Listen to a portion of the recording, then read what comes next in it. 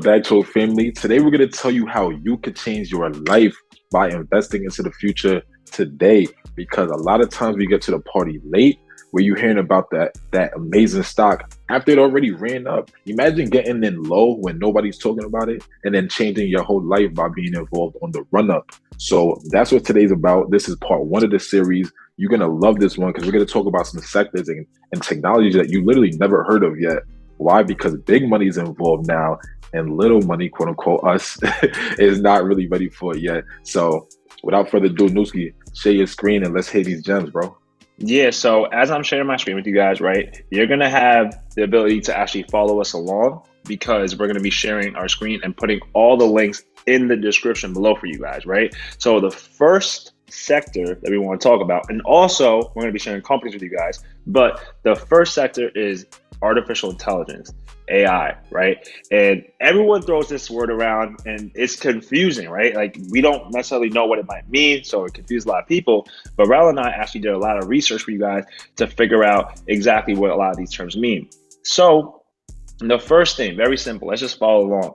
Artificial intelligence is an area of computer science that focuses, right, the creation of intelligent machines that work and react like humans.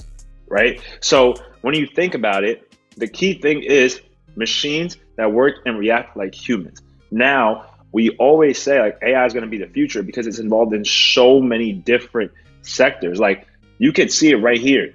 Automation, 3D printing, natural language processing, social media, vehicles. Now you might be thinking like what companies, right? Like what sectors can I involve myself with in this particular AI world? So when you look at it, there are funds that have at least 25% of portfolio exposure to companies that spend a large amount on AI research and research and development.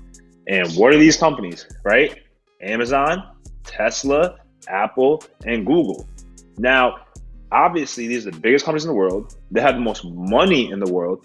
And you might be thinking they're done growing, but AI is going to take it to a whole different level, right? Rel, so let me ask you a quick question, bro. When you're typing on your iPhone and you're sending a message, does it give you suggestions on what to say next? It definitely does. And so does Gmail too, right? You ever write a Gmail, you see them suggesting you what sentence you're going to say. It's low-key creepy, but like it's like, wow, you really know me. Exactly. And most of the time, it's pretty spot on, right? That's AI. It's basically taking all the information because it's learning and growing and developing. So think about it like this. When we say like, I won't say it right now because my phone's going to pick up, but like, let me whisper it like, hey Siri, right? All of a sudden, it reacts. Like when we say, hey Alexa, when we have an Amazon product, or hey Google, yo, that's all AI. It's absolutely insane. And another thing I wanted to share with you is this. Like Microsoft is huge on this. Look at it to the left. It's so creepy, bro. Like this is the artificial nose. Literally, it says the artificial nose experiment is a smart device trained to recognize a variety of smells. With a simple gas sensor and microcontroller, you can build an AI nose that smells like bread, coffee, and more. Then you have robots. Microsoft AI enables a next generation of robots to dynamically have and deal with situations and communicate naturally with humans.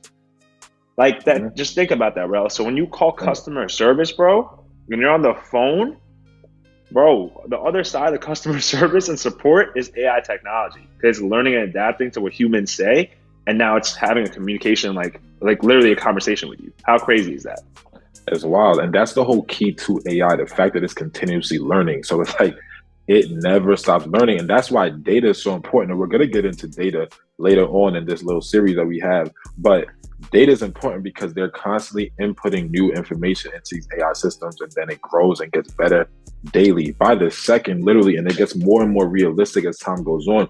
You might even notice in your everyday, y'all, like a lot of the AI that you see right now is developing more and more. Like even the way Gmail works, how we just described Gmail, like it wasn't that good some years ago, but now it got like whole sentences, not just like word suggestions, like sentence suggestions. Soon, what do y'all think is going to be entire email suggestions, right? So just bro, yeah. What is that? Grammarly, I think it's called. Yeah. Right? That's another one. Like if you guys use Grammarly, I know Rel and I have it on my laptop. If I type something out, it literally will read it and be like, yo, this is how you can actually make it sound better, like make it actually more proper. And I'm like, how'd you know that? That's literally what Rel just explained, AI. And Chat GPT too. I want everybody looking at like Chat GPT. That's another technology where they're having like full-blown conversations, bro, with you. It's insane, yo. So that is one sector, right? I would say. The other one, let's talk about it. Blockchain technology. So, Rel, you want to explain that real quick? Yeah. So first of all, it's kind of all right. But blockchain. Let's get into that first because I have a connection with AI into like this whole blockchain thing when it comes to like AI NFTs. We'll get into that in a second. So when it comes to blockchain, that's just data centers, really, but not data centers, but more so a database. So when you look at different industries, they need to be able to share data with each other in a secure way. And so different industries will be using this. Like even you might see healthcare where your medical records can be shared with different doctors' offices and everything is left on the blockchain and it's secure and it can't be contaminated with, because the thing is, when it's on a public ledger, you can't just change things on one computer system and not update on all the computer systems all around the world. So it kind of makes sure that data stays secure and succinct, and it has to match everywhere in all the nodes around the world. That's what it comes down to. And it's crazy because look, right? We know that blockchain, guys, like if you are following along right now, you probably have heard of blockchain and all of a sudden think crypto, right? Like that's the first thing that comes to mind. We want you guys to know this. It was there, when I say it, blockchain, the technology was there a while ago. We talked about this on the channel previously as well. It's been there and a lot of companies have been using it, but it's just been getting better and better and better and better. And that's where I think, Rel, you were trying to make a point of how the NFT space, how the AI NFT space kind of go with blockchain. So I'll let you make that point. Yeah, for sure. So you know how we were talking about artificial intelligence and we were saying like, basically when it comes to AI, it's continuously learning because it's taking in information from human beings and just like adopting it for themselves as if it was a human being themselves. And so it's crazy because so when we notice NFTs, you guys know that NFTs are digitally coded into the blockchain, and that's what keeps them secure. And you get to be you're able to know that it's really an official product. It's a really official product because it's on like the blockchain. Authentic. That's the word I was looking for. Thank you. Authentic, because it's on the blockchain. Thank you. So what I'm saying with that is when you combine the two and you have NFTs now that are not just pictures, now they're not just videos. We're talking about in the metaverse, for example, you have almost like humans in the metaverse, but they're AI humans. So now you can interact with AI characters in the metaverse. They're learning through these interactions. And so this is also big for even companies where they can have like AI NFTs who are now marketing for them, who are now all throughout the metaverse, literally being on foot, talking to you about their products and everything like that. They're like, the opportunities are endless when it comes to AI NFTs. So you don't want to just have an NFT that has no real function. You want an NFT that's continuously learning and building and getting better without your input. You don't even have to code it. It's already encoded to grow on its own. Understand? Which is crazy. So that's just wild how now you're seeing AI combined with NFT, combined with blockchain. So the reason why I have this screen up, right? Because literally, we always say to you guys, like, don't worry about individual companies necessarily. If you can just involve yourself with an ETF, that's a safe space for you, right? So we looked up a bunch of different ETFs related to blockchain and the digital transformation. So when you look at it, this is a great ETF to rock with because we talked to you about SMH, right? The Semiconductor ETF. So the same company, Vanvic, basically comes out with a digital transformation ETF related to blockchain, right? So when you look at it, these are the companies that they're invested in, which is crazy because I believe Rel and I talked about one of them pretty deeply. Now, when you look at it, the same companies and the same holdings are going to be found in Fidelity's ETF. Look at it, the same thing.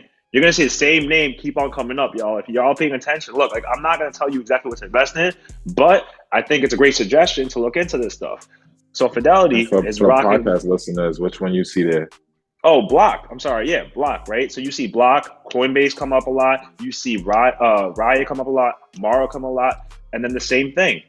Fidelity had that. Look what iShares have. And correct me if I'm wrong, but iShares is backed up by the largest asset management firm in the world, BlackRock, right? So then you come around. Once again, Block, Coinbase, Riot, Mara.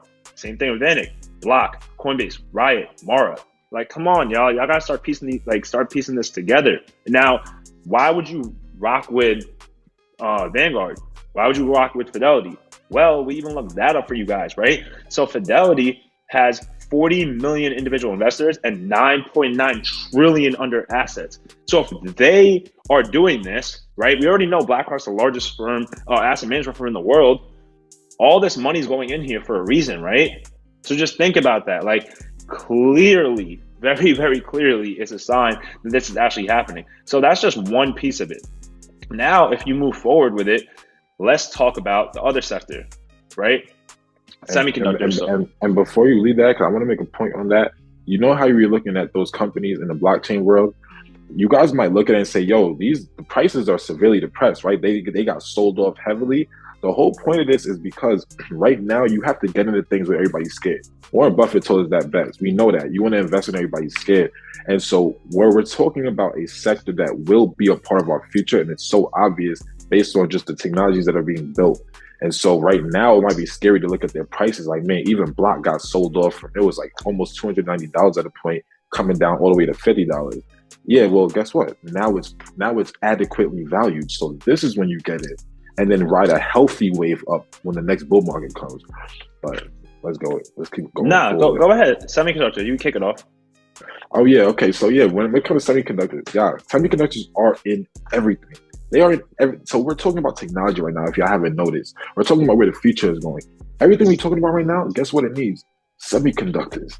Like, you're watching us on a device that had a semiconductor in it right now. You're listening to us on a device with a semiconductor in it. All your TVs, everything, computers. Literally, like anything smart TV, smartphone, like these are AirPods, like anything, chips.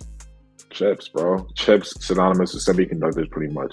And so the thing is, you want to make sure you're involved in them. So even if you're looking at ETFs that, even if you can't choose a specific company, look at ETFs for semiconductors, like SMH is one of them. SOXX is another one. But SMH might be is really the favorite, honestly. That's like the best one in my opinion. Not telling you what to invest to. I like SMH. They also have TSM in there, and TSM is a chip manufacturer. They make the most chips in the world. So they're funding all the chip designer companies with chips. So they hold TSM heavily. That's their number one holding. And guess what? Another big holding they have is NVIDIA. And we talked about NVIDIA on this channel at length, everyone. But in NVIDIA, man, NVIDIA's involved in right here, bro. It's crazy how you said that. It's literally 9% of their holdings. Come on, bro. The proof is in the pudding, y'all. Mind you, like, the people that are structuring these ETFs, they're very careful with what they choose and how much they make, how heavily they weight these companies and these ETFs. So you gotta like follow the money at a point. You know what I mean? But like, let's see what kind of things NVIDIA involved in, bro. So we got like everything right here. It's crazy to me. It's like I can't even count this much, bro. It's actually wild.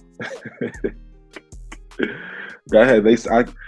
Go ahead and read I got that you. also. So you got like energy, manufacturing, game development, robotics, retail, transportation, smart cities, financial services, healthcare, media. Like, I don't want to keep on reading, but like at a certain point, every single thing needs a chip. And I don't want to like drill this into your heads, but like it's just simple as that. We won't spend too much time on it, but realistically speaking, this is a great company to look into when you think about the future sector. And if you don't want to pick an individual company, literally rock out with the actual ETF itself. Simple as that. Not actual advice, just suggestion. Yeah, because we just talked about, and we're gonna keep talking about just more sectors for the future. And if NVIDIA is the power of those sectors, it's kind of a no-brainer in my opinion. That's a fact. No, that's a fact. And right now, just for part one, right now, robotics, right? So when you think about it, that's the last sector for part one.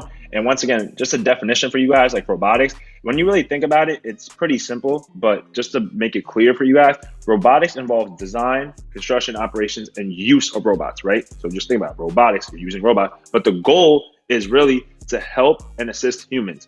So basically, robots are gonna come in and do what humans would potentially do to one, help corporate America, right? Reduce the human workforce and not pay them as much because now you don't have to pay robots, right? So it helps their cost out, makes it more efficient to do things now because there's human error. With robots, you can literally program them to not make a mistake and they don't make a mistake. Simple as that. And robotics, when you come down to it, once again, go to the site, look up actual names of companies, and you're going to see it. ARC, Autonomous Technology and Robotics, ETF. What companies do they have? Tesla. I believe we've spoken about them, and they're not anything crazy, but there's other companies you can check out that speak to how the future is going to look. Yeah, and I love companies that are kind of involved in many different things that will power the future. For example, we see Tesla there. They're involved with, they have things involved with the way the energy will be in the future, right? They're involved in energy. They're involved in EVs. They're involved in robotics as well. So it's like if Tesla misses in one of these sectors, they're still going to dominate in other ones, or at least be able to stay alive being their other ones. So Tesla, we know, is EVs as far as electronic vehicles, but look how they're also involved in robotics. Like, it's kind of a no-brainer there. That's another one, to be honest with you. And we know Microsoft is doing the same thing. Amazon, you really think the manufacturers and the warehouses? Come on, son. Amazon's going to be doing the same thing. And that's why we say the big companies have the ability to get involved in stuff. So you want to look at if they're being innovative or not, right? And that's why this is just part one for y'all. We have a lot more heat coming, right? So, Rel, any last points you want to make basically on part one? And NVIDIA also makes data centers. And as we explained, data is a huge part of the future. So they're not just making chips. They also have data centers. They also have the Omniverse, which is going to help businesses when it comes to mimicking the real world into the virtual world. And so it is like, I'm telling y'all, there's so much into this. I really want you guys to do your own research as well. Do your homework, because these things can really transform your lives. This is only part one, like Newski says, so definitely stay tuned. That's a fact. But if you like this type of episode and you like all the links we're, dropping for you guys and we're taking the time out, please do us a favor and like the video, because it helps our channel grow so we can continue providing you guys with the value. But not only do you have to like, you have to comment and subscribe to the channel, plus hit that little notification bell, because we drop 2 videos a week and you don't want to miss them. We got part 2 for you coming out soon. Until then, peace. Peace. Soundstripe.